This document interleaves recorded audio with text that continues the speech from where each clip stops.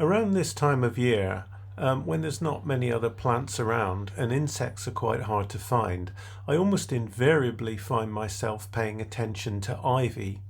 Any thick coating of ivy provides good shelter as long as it's not flapping in the wind, as long as it's up against some solid object like a tree trunk or a wall or a fence. You can find all sorts of things overwintering in ivy because of the great shelter it provides. Ladybirds, leafhoppers, spiders, so it keeps me going through the winter months.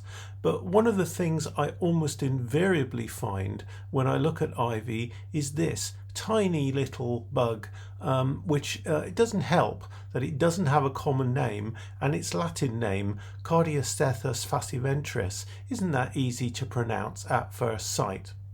To give you some idea of the size, here's one on the tip of a pencil.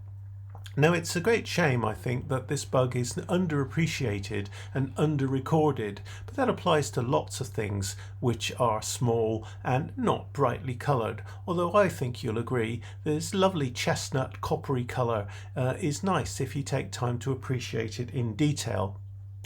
There are a few other anthochorid bugs which are similar, so formally although it's reasonably recognisable from a good macro photograph, to formally identify it, we look for a male and we look at the male paromere. This is the part of the mating apparatus of the males, and it's got this strongly hooked and ridged structure. But there's something else that you can see that's actually easier to see.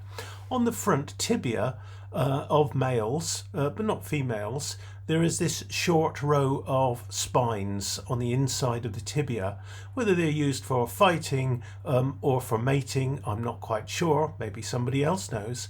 There's always a possibility that they're actually used for stridulation as well, generating sound, but I don't know that. Maybe you know the answer. So find some ivy and you'll find all sorts of interesting things looking in it, and I'm pretty sure that one of them will be Cardiastethus fasciiventris.